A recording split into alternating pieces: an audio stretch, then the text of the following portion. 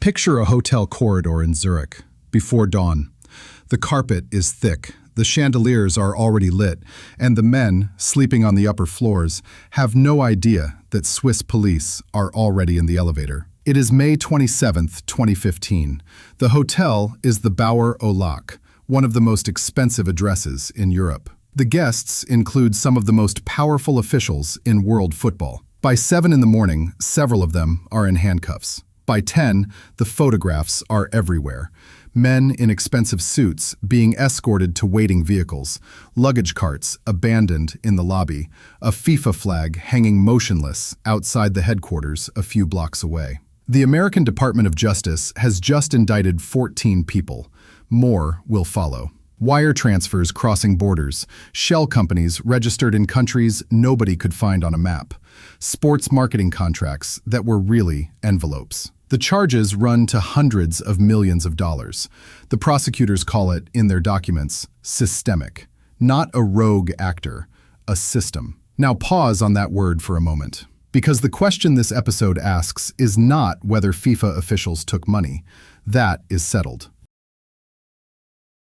There are court documents, there are cooperating witnesses, there are wire transfer records. The question this episode asks is older and darker. It is this: if the officials were corrupt, were the tournaments they awarded corrupt too? When you look at which country won the right to host the World Cup, the tournament that brings more eyeballs than almost any event on the planet, and you trace the votes back to the voters, and you trace the voters back to their bank accounts, what do you find? We are going to follow that trail all the way back and all the way to 2026. Here is the version of history that hangs in FIFA's official frames. The World Cup is the greatest sporting event on Earth. Every 4 years, the best nations compete for it. And every 4 years before that, a selection committee of football's global federation, that is, FIFA, the Fédération Internationale de Football Association, the organization that governs the sport everywhere on the planet, votes to decide which country gets to host it. The host nation spends years preparing. New stadiums rise, roads are built, hotels fill. The world watches. The host country earns prestige, tourism, a permanent place in football memory. This is the story. A sporting contest, decided by sporting judgment. The best bid wins. That is the story in the highlight reels. The archives tell a different one. To understand how different, you have to go back not to 2015, but to the 1980s and 90s, when a Swiss marketing company called ISL held the rights to sell FIFA's commercial partnerships, the television deals, the sponsorships, the logos on the boards around the pitch. ISL collapsed in 2001. When the bankruptcy proceedings opened, investigators found something in the books. The company had paid secret commissions, what investigators and courts later described as bribes, to football officials. Not small amounts. Over the full life of the relationship, the documented payments ran into 9 figures. More than a nation the size of Switzerland spends running its entire public broadcasting system for a year. The payments were not to junior employees. They were to people at the top of the sport.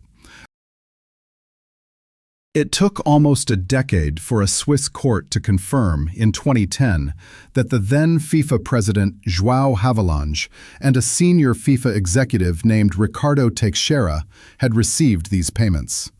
Havelange eventually resigned from his honorary FIFA presidency. No criminal charges followed the men directly because the statute of limitations had run. But the court record exists. It is public. It states that officials responsible for the governance of the sport received secret payments from the company that held the commercial rights to that sport. Now, here is the structural point. If you can pay the people who sell the television rights, what stops you from paying the people who vote on which country hosts the tournament? Nothing, as it turned out. The men who vote on World Cup hosts have, for most of FIFA's history, been members of the Executive Committee, a body of roughly 24 people representing different regions of world football. A country bidding to host the tournament needed a majority of those votes, 24 men, sometimes slightly more, sometimes slightly fewer. Each one representing a vote that could move an event worth billions in revenue and national prestige. Think about that ratio for a moment. The entire fate of a World Cup hosting decision in the hands of 24 individuals. In any procurement system on Earth, concentration of decision-making power that extreme, in that few hands, with that much money at stake, is considered a textbook corruption risk. FIFA's system had it built in, by design, for decades. Charles "Chuck" Blazer was one of those men. He served as General Secretary of CONCACAF, that is, the regional governing body for North and Central America and the Caribbean, and he was a member of FIFA's Executive Committee. By 2012, he was secretly cooperating with the United States Federal Bureau of Investigation. He admitted in a signed court document that he and other officials had accepted bribes in connection with the hosting rights for the 1994 World Cup in the United States and the 1998 World Cup in France. He was not a peripheral figure. He was the man who sat in the room. He wore a recording device, essentially a hidden microphone, to 2 FIFA congresses. He attended official functions while feeding information to federal investigators. His signed plea document is public record. The 1994 tournament, the one held on American soil, the inaugural chapter of what FIFA was now bringing back with the 2026 edition. Blazer admitted that its hosting rights were part of a bribery arrangement. Jack Warner, who served as president of CONCACAF for nearly 2 decades and as a FIFA vice president, was named in the American indictment. He was accused of receiving payments in connection with multiple World Cups across multiple decades. He denied the charges and fought extradition. But the paper trail that prosecutors assembled, the wire transfers, the company structures, the routing through correspondent banks, was extensive enough that American and Caribbean prosecutors spent years piecing it apart. These are not rumors. They are court documents, indictments, signed plea agreements, and congressional testimony. But the 2 tournaments that forced everything into the open were the ones awarded in December 2010, the 2018 World Cup to Russia and the 2022 World Cup to Qatar. These votes happened on the same day. The same 22 men cast their ballots in both races. What followed became one of the most heavily investigated decisions in the history of sport. The Sunday Times in Britain spent years building a database of documents related to the Qatar bid.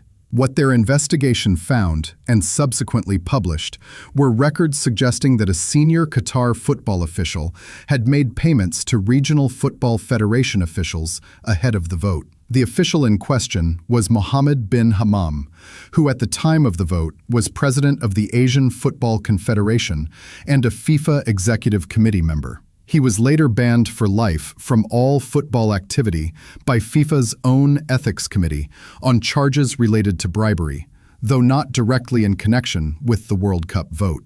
The FIFA Ethics Committee's own documents on the ban are publicly available. Bin Hammam denied wrongdoing.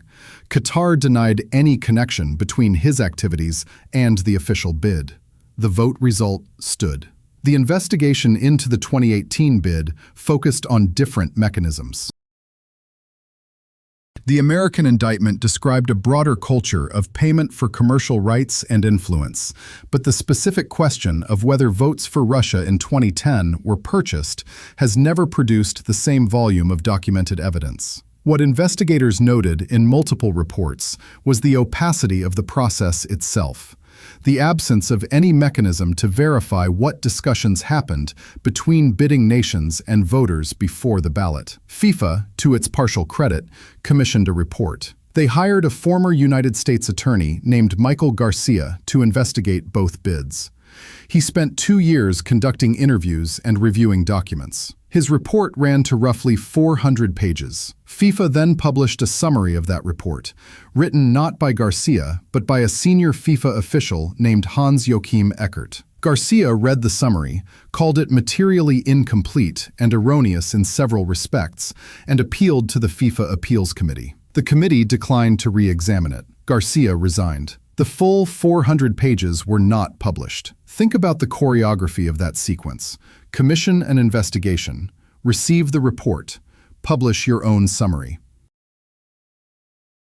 Dispute the findings. Wait for the investigator to leave. Move on. The full Garcia report was eventually leaked to a British newspaper and published in 2016. It documented instances of improper conduct by officials connected to multiple bids, including, among others, aspects of the process around the Qatar bid that the official summary had described as not rising to the level of violation. Garcia's own assessment had been more detailed than the summary suggested. The documents were now public. FIFA opened a new ethics process. The vote result stood again.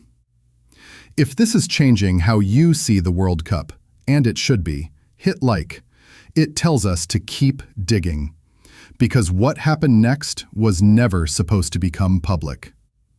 After 2015, after the arrests in Zurich, after the guilty pleas and the cooperating witnesses and the wire transfer records entered into American federal court, a number of football officials began to describe, in formal legal settings, how the system had actually worked.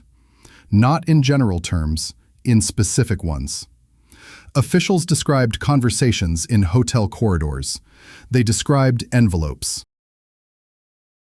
They described the routing of payments through sports marketing intermediaries to avoid direct bank-to-official transfers. They described what the American prosecutors called the enterprise, a phrase with a specific legal meaning in the indictment, indicating not one-off corruption, but an ongoing, organized structure with multiple participants and multiple years of activity.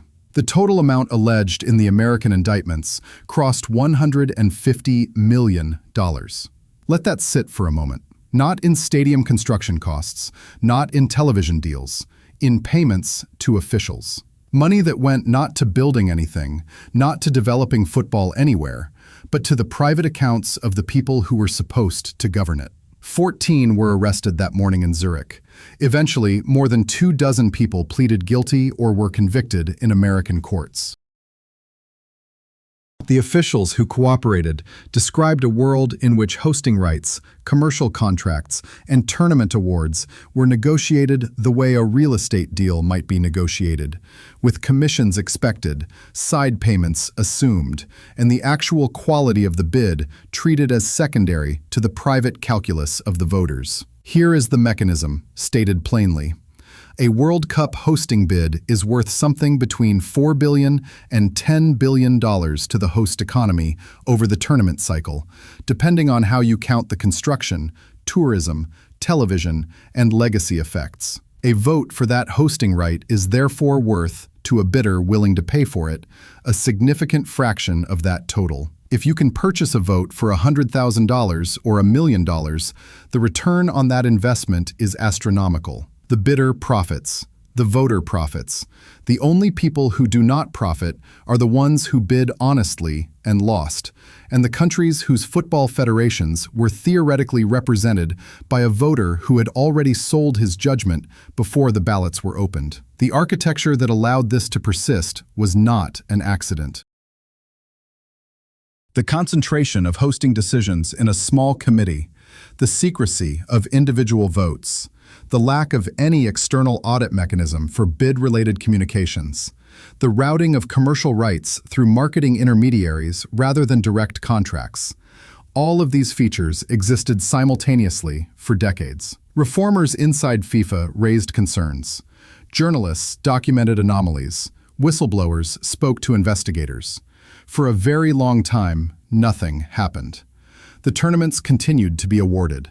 The checks continued to clear. Andrew Jennings, a British investigative journalist who spent 2 decades probing FIFA's finances and was banned from press conferences for his questions, told anyone who would listen throughout the 1990s and 2000s that the organization was systematically corrupt. His books and documentary films documented specific allegations years before the Zurich Arrests. He was treated, in much of the mainstream sports press, as an obsessive. After 2015, the FBI took his research files. He was right. The system he described was the system that eventually collapsed. This is worth dwelling on. The information existed. The questions had been asked, the pattern was visible to anyone willing to look, and yet the tournament rolls on, every 4 years, the most watched event in the world, and the story most people are told is about goals and glory and national pride. The other story, the documented one, was always there, in court filings and bankruptcy proceedings and ethics committee reports, waiting for someone to read it. What you may be wondering now is, does any of this change what happens on the pitch? The matches themselves, the goals, the performances of the players, were those affected? The honest answer is, not directly and not provably. The corruption was in the bidding process, not the match results. The players who competed at these tournaments competed honestly, as far as any documented record shows. The fans who traveled to them were watching real football played in real stadiums.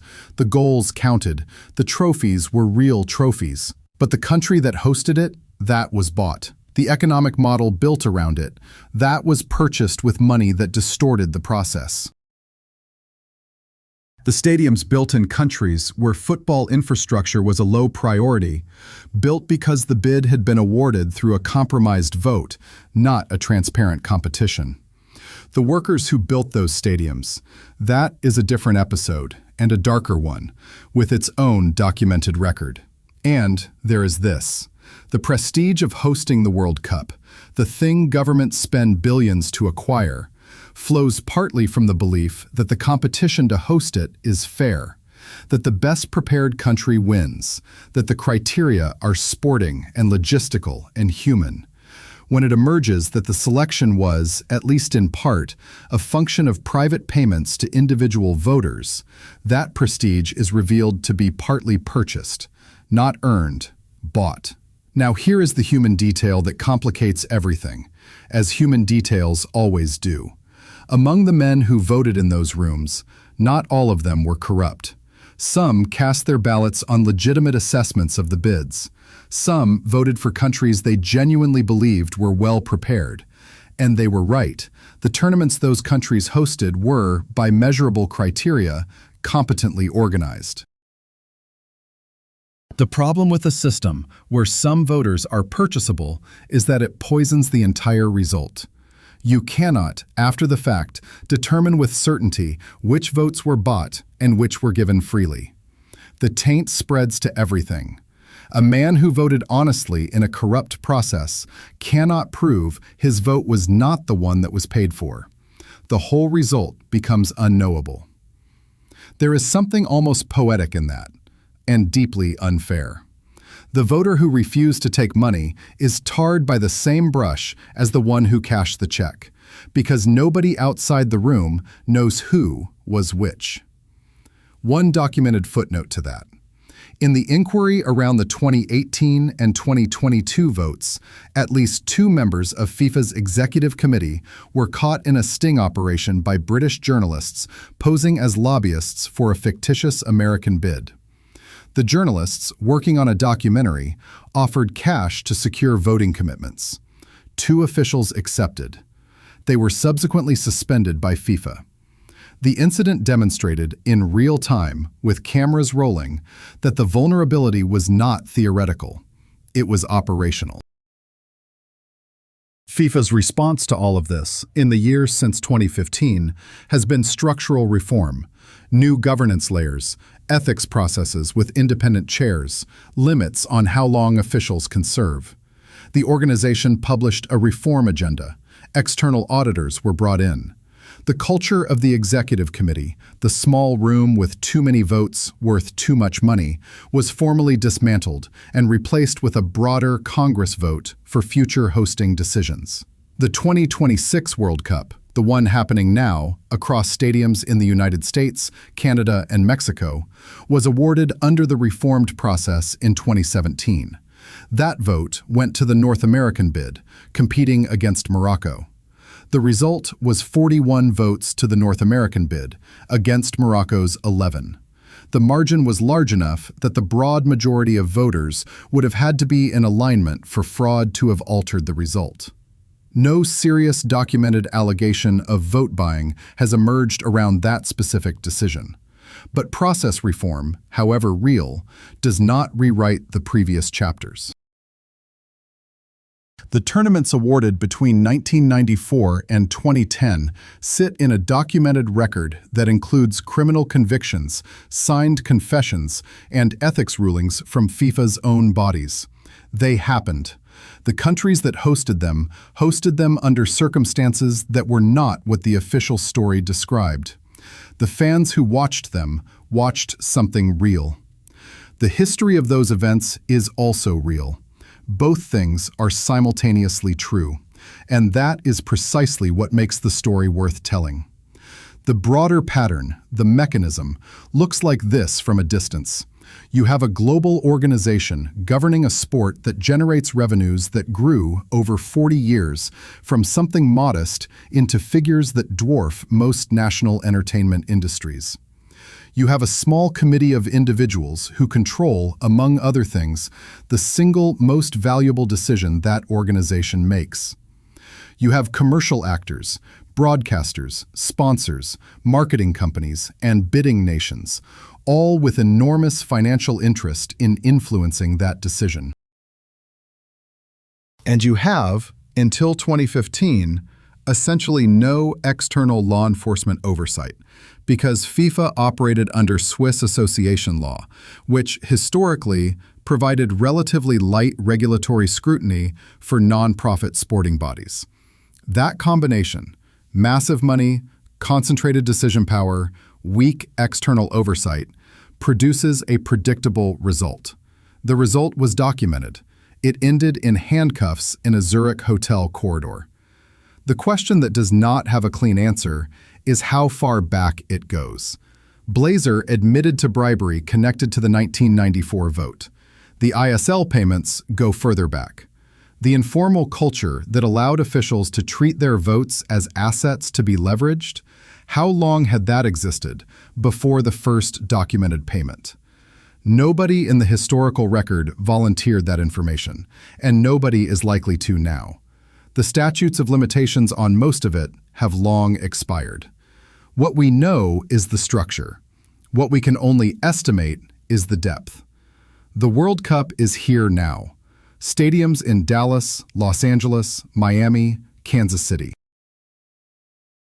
The tournament that the United States is hosting in 2026, the country that, according to Blazer's own plea agreement, had its hosting rights partially arranged through a corrupt process in the run-up to 1994, is now the host again. Different era, reformed process, new governance. And yet, standing in the same stadiums, watching the same game, are the same questions that the documents opened. When you watch a match at this World Cup, when you see which city is hosting, when you read about the construction that went into the facilities and the contracts that were signed and the commercial deals behind the broadcast, you are watching a system that was, for a documented period of its history, not what it claimed to be. The system was reformed under legal and reputational pressure. Reforms in governance, like reforms anywhere, are only as durable as the institutions enforcing them.